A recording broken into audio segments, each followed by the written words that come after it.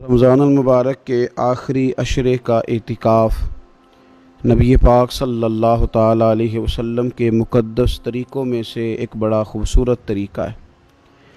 कुरान मजीद ने इरशाद फरमाया, मेरे घर को खूब साफ़ सुथरा करो, तवाफ़ करने वालों के लिए और एतिकाफ़ करने वालों के लिए और रुकू और सुजूद करने वालों के लिए।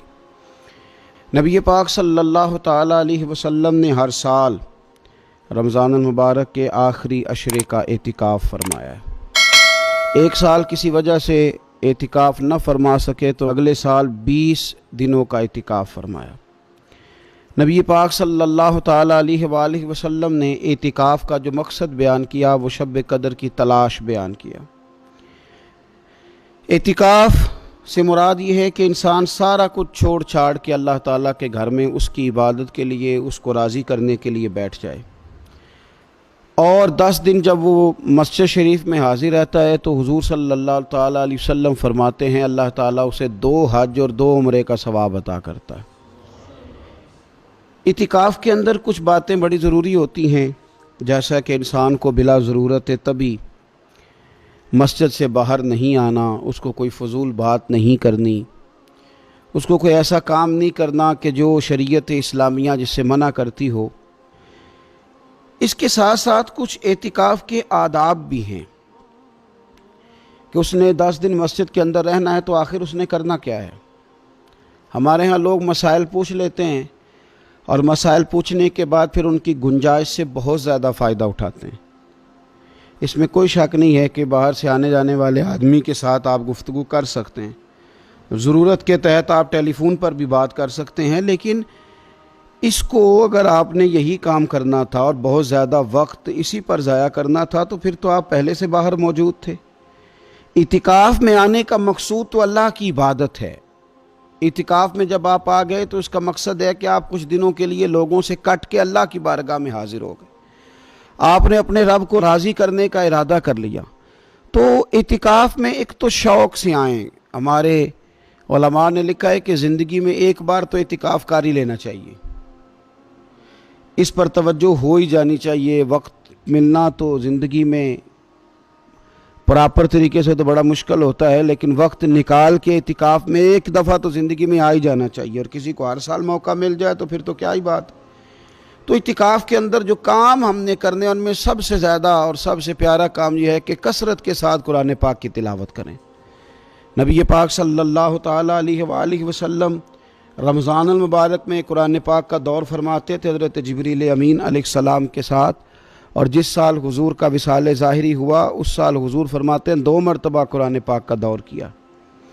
2 दफ़ा हुजूर ने हज़रत जिब्रील अमीन को कुरान शरीफ सुनाया और 2 दफ़ा उन्होंने नबी पाक सल्लल्लाहु अलैहि वसल्लम को सुनाया।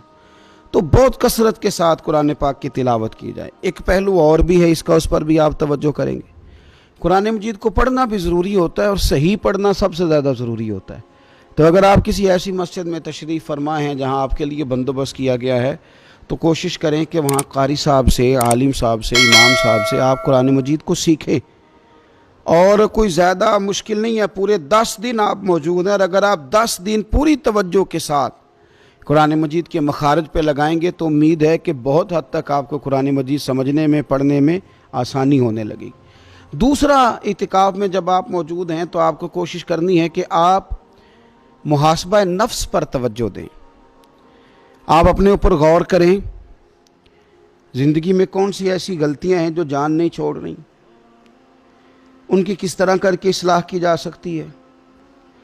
कौन से ऐसे काम हैं जो मैं करता हूं तो उस गलती में ज़्यादा मुब्तला हो जाता हूं, और कौन सी ऐसे काम हैं, कौन सी ऐसी जगह हैं जहां मैं जाता हूं तो मेरा उन गलतियों से निकलने में मुझे वो जगह और वो काम मददगार होते हैं। तो अपने मुहासबा नफ्स पर तवज्जो दी जाए। इतिकाफ़ के 10 दिनों में मौका मिलता है इंसान को अपने लिए सोचने का। हज़रत मुजद्दद अल-फ़सानी शेख अहमद फ़ारूक सरहंदी रहमतुल्लाह ताला अलैह से किसी ने पूछा था कि दुनिया में खुश नसीब शख्स कौन होता है, तो फरमाया जिसे दीदे कसूर हासिल होती है। हुजूर दीदे कसूर क्या होता है? फरमाया जिसे अपनी गलतियाँ नज़र आनी शुरू हो जाएं।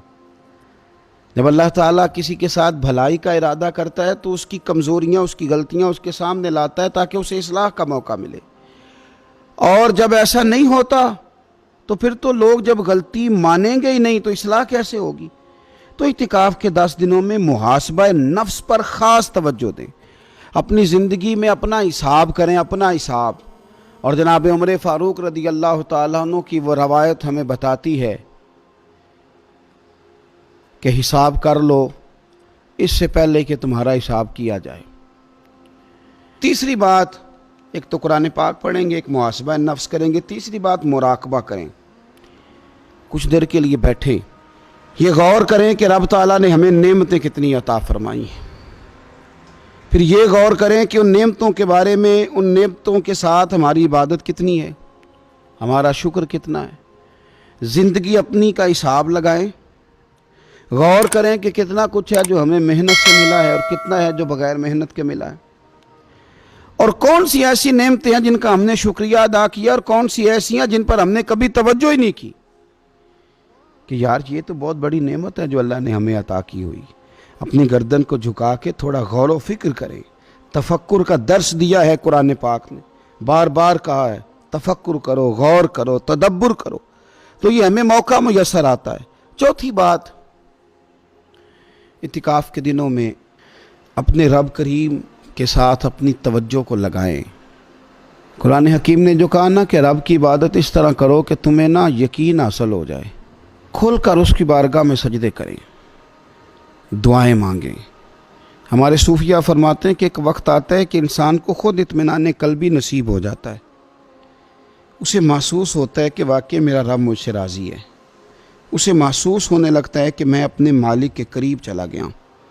وہ اس کثرت سے نفل پڑھتا ہے، اس ذوق کے ساتھ وہ اس کی بارگاہ میں دعائیں کرتا ہے، اس شوق کے ساتھ وہ تلاوت کرتا ہے، خود محسوس کرنے لگتا ہے کہ اب میرا دل لگنے لگ گیا ہے، اب میں دعا مانگتا ہوں تو مجھے لگتا ہے کہ قبولیت میری دعاؤں کے قریب آنے لگی ہے۔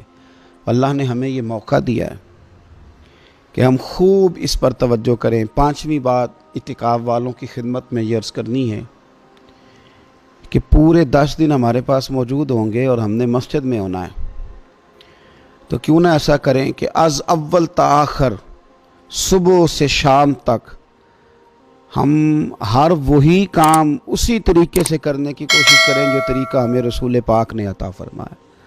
ہمارا کھانا پینا، سونا جاگنا، بولنا حضور کی اتباع میں لے آئیں۔ ہم ان 10 دنوں میں ہم پریکٹس کریں کہ ہم نے سنت کے مطابق، حضور کے طریقے کے مطابق سارے کام کرنے۔